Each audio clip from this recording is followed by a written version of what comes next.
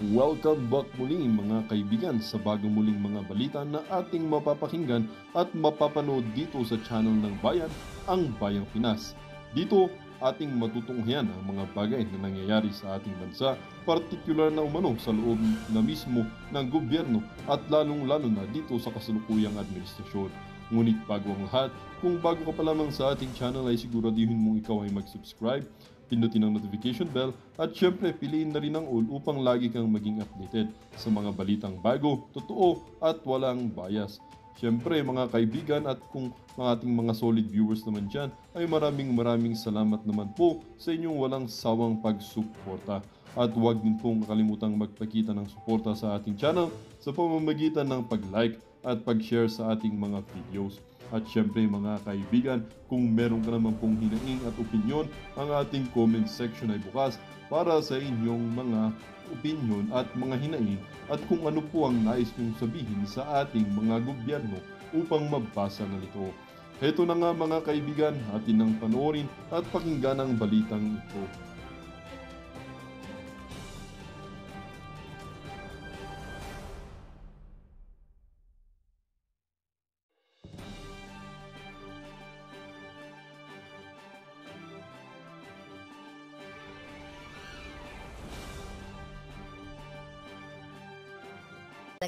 Bago pa banata ng iba. Okay.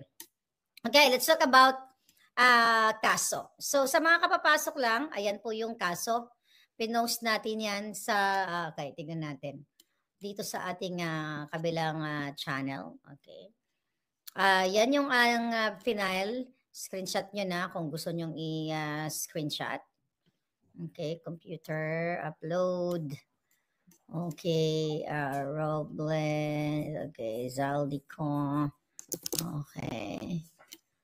Okay. Ngayon, mga palangga, ito. Tignan natin. Tanggalin ko lang to. Nandiyan na. Ayan yung yung kaso. Okay. Ngayon, ano ba itong kaso na ito? Kasi okay, ayan mga palangga. Okay, now what? Let's talk about this again and again.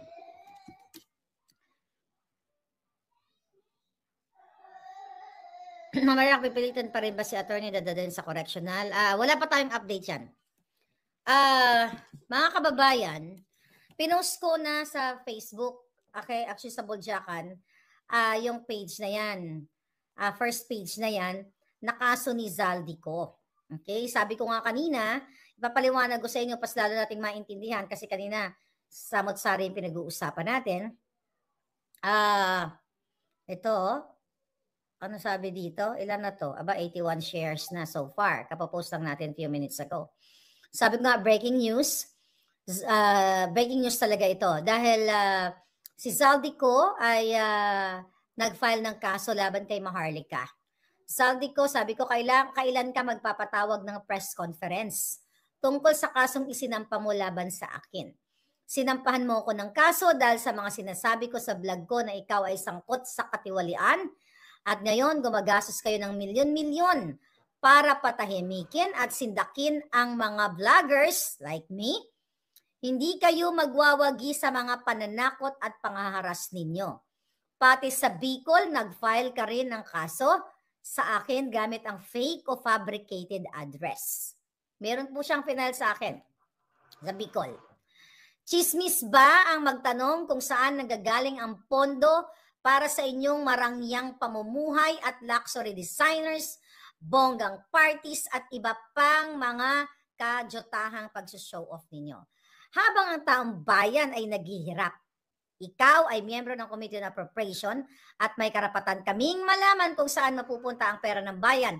Ang tanong ko ay usaping panglipunan, usaping pampubliko at hindi kaso ang sagot dito kundi accountability and transparency. Sabi ko nga dito, julul ka. 10 ng mga libo-libong mga kasabwat mo. Diba? Ninyo dyan sa kongresong mga kumakamkam sa pera ng bayan, julul kayong lahat. Ngayon, gusto nyong gamitin ang media para takutin at iba pang mga kritiko. Ang tagal naman ng press con mo. August pa pala itong final mo. Bakit wala kang press conference? O busy ka? Busy ka ba sa pangangamkam? Ang layo ninyo ay patahimikin kami para hindi na mapag-usapan ang inyong mga korupsyon. Sabi ko, sige, mag-press con ka na, iparinig mo sa lahat kung paano mo gustong patahimikin ang isang mamamayang nagtatanong para sa kapakanan ng sambayanan laban sa gobyernong Marcos Bangag Jr. na puno ng katiwalaan at kabangagan. Mga kababayan, okay, itong kasong ito, lahat ng mga kaso, lalo na ito, particular yung Robles case, yung kay Mel Robles at saka kay Saldico na ito, mga kababayan, ulit-ulitin ko sa inyo, ito po ay hindi naman ito sila nagpapile ng kaso dahil nasira ang kanilang reputasyon. Sabi ko nga, bakit mo pa kailangan sirain ang reputation? Sira na. At hindi po sila nag-file ng case against me para makarecover ng mga damages. Di ba? Kasi nangingi sila ng damages dito eh. Titignan ko lang dito, mga kababayan, ha? Wait a minute.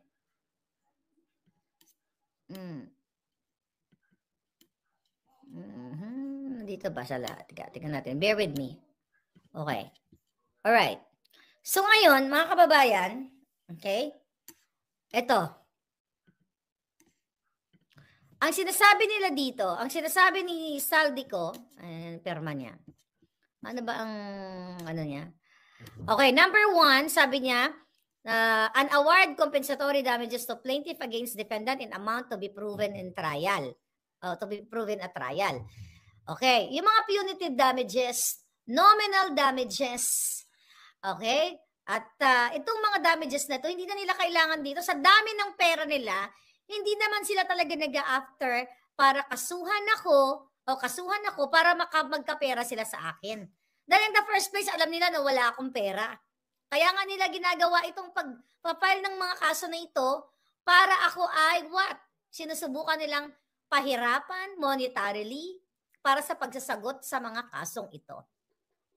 Now, sabi dito, number 4, an injunction requiring the defendant remove, sabi niya, an injunction requiring that defendant remove the November 7 video, the February 13 video, all videos in which defamatory statements are made against plaintiffs from public viewership.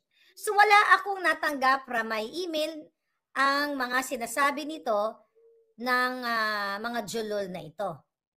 Ngayon, mga kababayan, ano ba talaga ang purpose nito? Kasi kailangan ninyong paulit-ulit, mga palangga, okay, na maintindihan na gusto nila, inuutusan nila ako, di ba? Dinidiktahan nila tayo, tinatakot nila tayo na burahin ang kanilang mga video na pinag-uusapan dito ay corruption.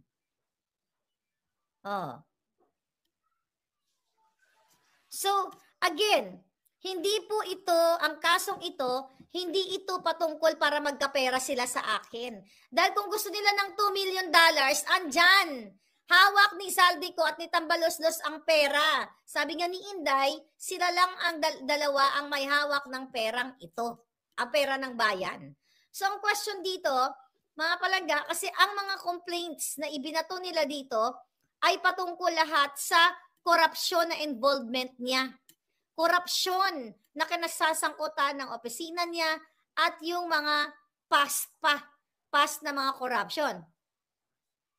Ano yan sabi? Actually, hindi ko pa talaga nababasa lahat ito dahil kakarating lang ito sa akin. Itong ano na to, itong what you call it, itong complaint nila. Alam mo, mapapansin mo dito, sabi ko dito, mga statement ko. My fellow countrymen, according to my information, ayon sa ating puting ahas, in September, Saldico mayroong property. May property sa Forbes Park. Di ba? Ito yung mga pinag-uusapan natin. Ito lahat ay galing sa mga informante ko. Okay? Actually, hindi pa natin nare-review yung kanyang mga kasinungalingang statement dito na kino-complain niya. Sabi ko pa dito, if they love, sabi niyo ko, kung mahal nila ang bayan, okay? Bakit mahirap ang Pilipino? Bakit ang mga tao ay gutom? Mga ganon. It's all about really it's all really about public public interest ito, mga kababayan. Pero ang gusto natin, hindi ko itatakal isa-isa yung mga pinagsasabi nito, ang mga complaint nila, kasi alam niyo naman yung pinagsasabi ko. It's all about their corruption. So, ang nakikita dito, nag-consult ako sa ibang mga kakilala kong mga abogado kahit sa Pilipinas, pero kasi yung lawyer na mag-handle nitong case na to, hindi pa kami nag-uusap kasi hindi pa nga nare-reserve yung summon. Nag-email lang siya kahapon sa akin. Pero gusto kong liwanagin sa inyo, mga kababayan, muli, itong kaso nila, lalo na to kay Zaldico at kay Robles, ay actually apat din silang lahat. Okay, 4. Yung isa nga dismiss na. Ito po ay hindi talaga sila, ang intensyon nila ay hindi para magkapera. Kasi alam ni Lisa Tanas na wala akong pera. So ang ginawa nila dito sa particular case kay Zaldico, dahil hindi nila ma-serve ang summon sa akin, dahil nga hindi nila alam yung aking whereabouts. Di ba? Dito kasi sa California palangga, okay, legal naman yung pag-hire ng private investigator kapag hindi mo malocate ang defendant para ma-serve ang iyong summon. Pero actually, may rami pang paraan. Kung gusto talaga nila ma-default ito, which is yun nga, di ba, judgment by default, yung hindi ka sasagot, deadmine mo lang, gumawa na nga sila nag-summon by publication. Gumasto sila sa Los Angeles Times. Pinublish nila ito.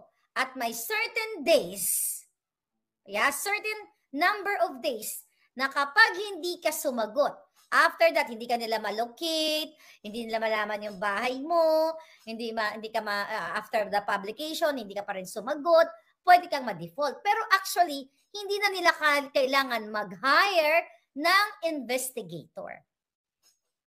Okay?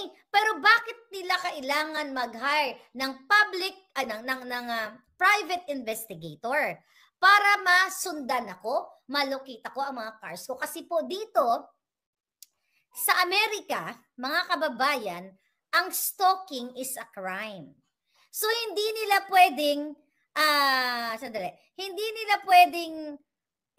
ako pwedeng sundan. Mga kababayan, hindi nila ako pwedeng stalk kung basta ka lang magsustalk. Kasi crime po yan dito sa Amerika.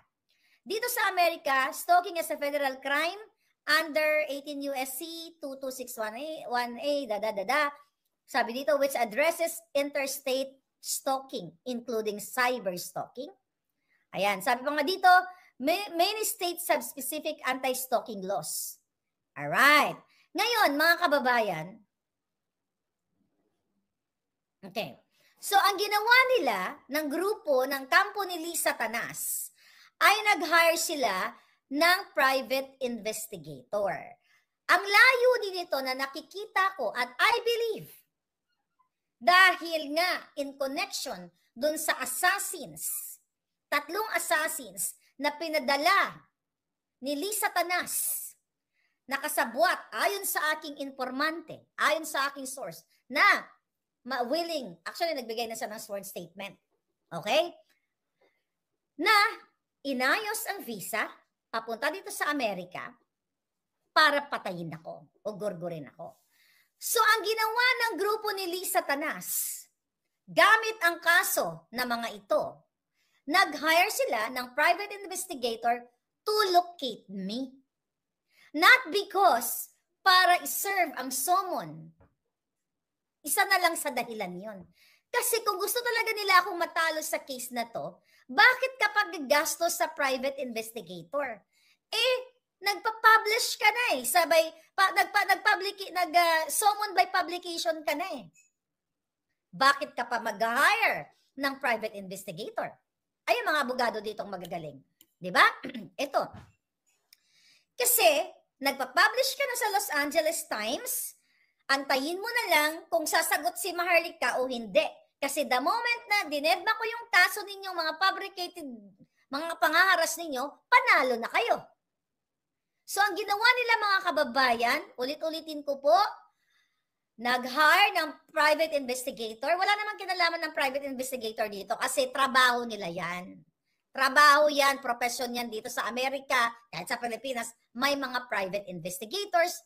Let's say, katulad sa kung ano pa mang, let's say, sa iba pang mga kaso. But anyway, kung talagang kriminal yung hinahabol mo, hindi naman ako kriminal. Hindi naman ako gumorgor ng tao. So, ginamit nila ang proseso, ang legal na proseso dito sa Amerika na kunwari, ito yung nakikita ko palangga. And I believe, ito yung based dun sa assassins na pinadala ni Lisa Tanas, gamit si Babes Romualdez,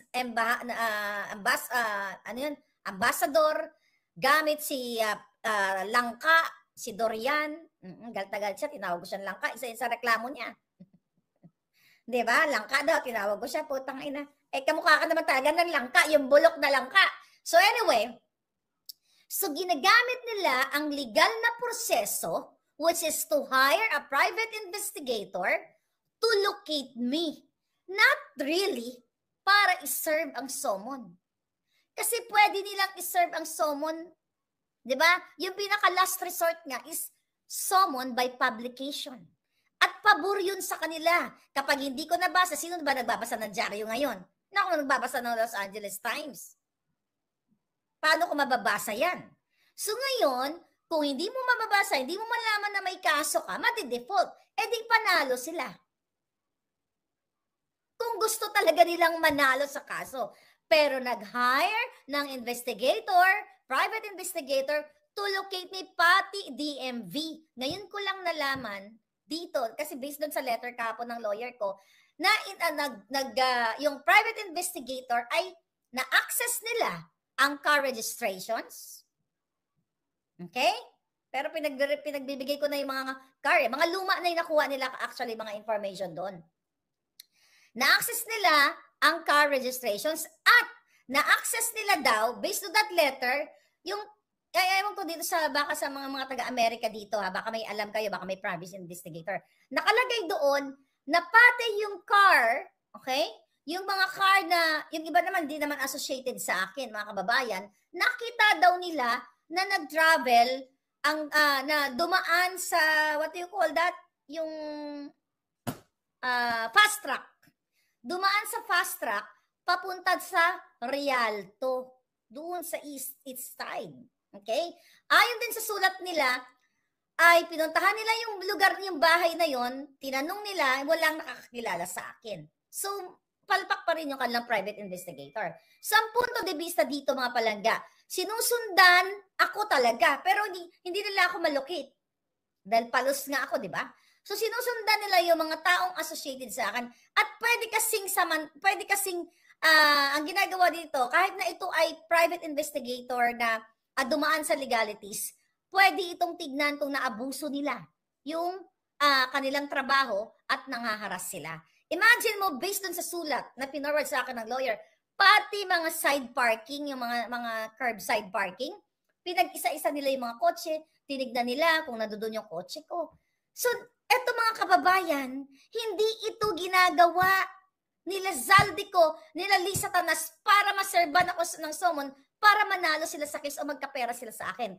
Talagang, nung nabasa ko kahapon, yung email sa akin ng lawyer, na ito yung mga pinagagawa na pati DMV, pati Secretary of State, may mga nakuha silang information na hindi naman associated sa akin, kung ano-ano mga pinagdaano.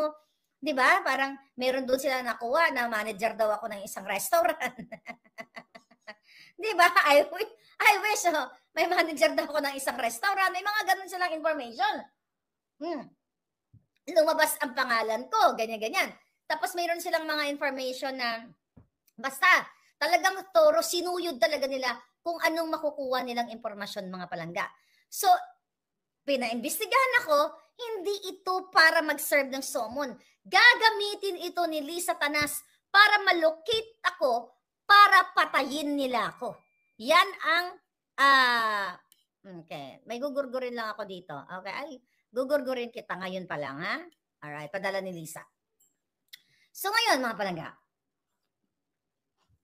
sabi ko nga, kasi dito sa Amerika, ang stalking ay criminal offense. Pati sa cyber stalking, sinusundan-sundan ka. Criminal offense ito. Lalo na yung sinusundan ka talaga physically. Okay? So ito yung nakikita natin dito mga kababayan na ginagawa nila sa akin para gurgurin ako. Kaya itong mga private investigator, ito ginagastosan ng pera ng bayan para hanapin talaga ako, para gurgurin nila ako. Wala po sa buong buhay ko dito sa Amerika, wala akong nakaaway. Okay? Wala akong nakaaway na mga gantong, mga nakasagutan lang sa trabaho, yung mga pang-aapi sa ating mga Pilipino, nakwento ko na sa inyo nung bago-bago pa lang ako. Pero wala akong kaaway, wala akong nakasapakan na kapwa Pilipino dahil mabait tayo sa ating kapwa Pilipino. Pero only the Bangag administration ang nag-file ng case dito at mangingi daw sila ng mga damages sa dami-dami na nilang pera. Dami na nilang pera mga palangga, kailangan pa nila ng pera sa akin. Wala silang makukuhang pera sa akin. So the purpose of this na mga kunwari, ginagamit lang nila ang kapangyarihan ng legalidad para mahanap ang location ko. Sabi nga ni Nilo, Vicina, they will move heaven and earth just to stay in power. Fuck them, sabi ni Palangga. Yes, nag-iingat ako Palangga. Kasi doon talaga sa letter ng lawyer ko, sabi niya, i-check mo nga yan kung tama, kung may ano dyan, may makikita kang at least totoo man dyan sa kanilang investigation. Well, sila na rin mismo nagsabi na unsuccessful sila kasi pinuntahan nila yung mga bahay-bahay. Imagine nyo, ginagawa ng putang inang Marcos administration sa kasangkapan yung putang inang Zaldico na yan para patahimikin ako. Para pasabusalan ang ating bibig. Hindi po ito para what? Nasasaktan sila sa sinasabi natin? Oo, nasasaktan sila kasi totoo. Pero ang target nila, ulo ko. Ako pinakamaingay dito eh. Lahat naman tayo maingay. Pero ako ang pinakamaingay na kanilang kaalyado na sinasabi ko lahat sa simula-simula pa lang na mambubudol ang pamilyang ito. Agosto pa lang, mambubudol ang pamilyang ito. So nilalabanan ko yung kanilang mga kaso dito sa akin mga palangga and I will answer this. I authorized my lawyer, okay, nasagutin ito. Pero alarming po sa taong bayan na pati sa Bicol, kinasuhan ako ni Zaldico at nag-fabricate siya ng peking address. Alam pala niya na nasa Amerika ako eh. Diba? Hinahanti nga nila. Nakita na nila yung mga previous address. Bakit sila naman may address dyan sa Bicol, I don't know, Bicol o Pasig ba ang ginamit niyang address? Nag-fabricate sila ng crime.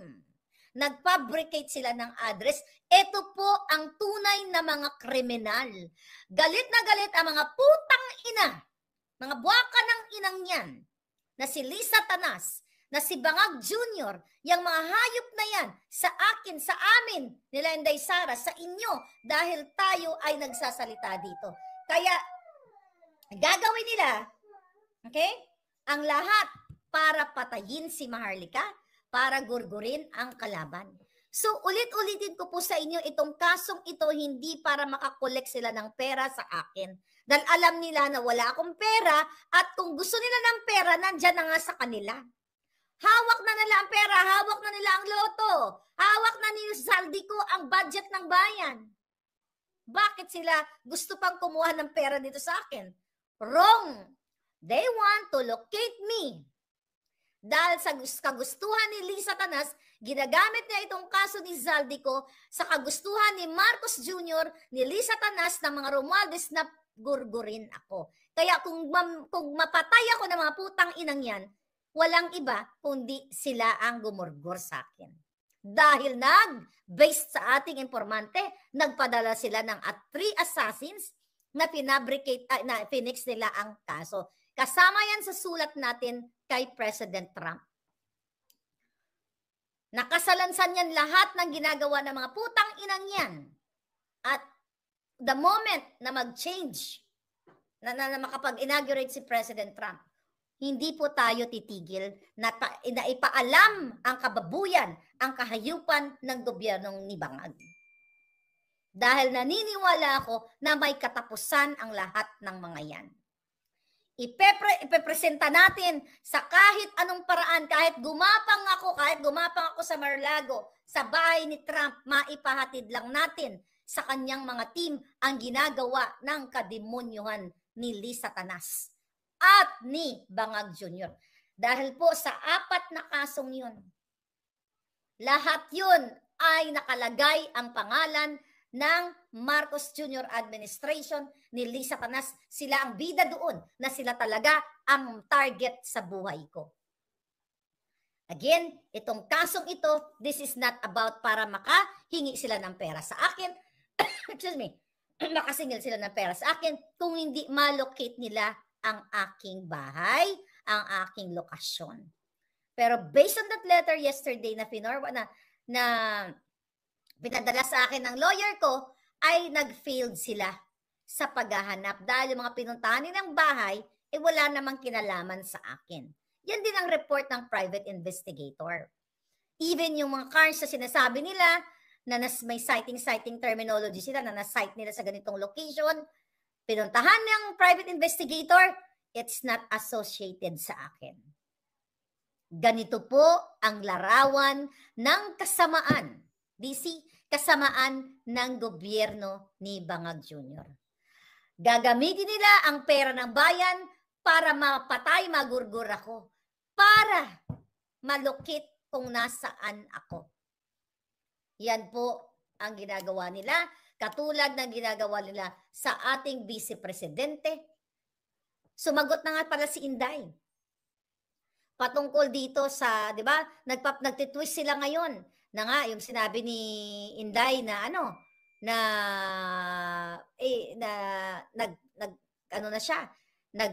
may kinausap na siya na kapag ginurgur siya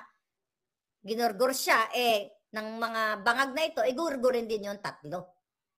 Kaya ang sabi ni Inday, there's no reason para gurgurin ko siya, si Bangag. Sabi ni Inday, ano ang benefit noon sa akin? Gugurgurin ko si Lisa? Anong benefit noon sa akin? Wala. Buti sana kung tagapagmana ako ng nakaw na yaman. Sabi ni Inday, hindi naman. So anong benefit noon kapag nawala sila dito sa mundong ito? For them to say there's a threat? Sa threat ko nga, wala silang pakialam. Yun ang sabi ni Inday. That's true. Okay? Wala silang pakialam sa threat ko. Sila mismo ang nagpadala ng assassins dito. Sabi ko nga, report ko na sila sa FBI, but I have to report to my daddy Trump. Okay? Sila, si Lisa Marcos, ang may kakayahang magpagurgur kay Inday Sara, magpagurgur sa akin. Dahil meron pong nakarinig na tao na ipinagmalaki pa ni Robles na kukunin sa pera ng bayan ang bounty sa ulo ko. Yan ang katotohanan. Kung meron man ditong mag-hire ng assassins, kundi ang putang inang Lisa, Marcos Jr. at si Romualdez, sila Babes Romualdez, makakarating kay Trump, yung kaputahan mo, based on my informant, na ikaw ang nag-facilitate, nag-fix ng visa ng mga assassins para patayin ako. Makakarating lahat ng kabudahan nyo, ng kababuyan nyo, ng gusto nyong paggurgur sa akin. Merong mga sworn statements at sana lumabas pa po yung ibang mga pinagkwentuhan ni Robles, ni Lee Satanas, nila Bangag, na papatayin nila ako dito sa Amerika. Hindi pa ba maliwanag sa inyo na nag-hire sila ng private investigator? Ginamit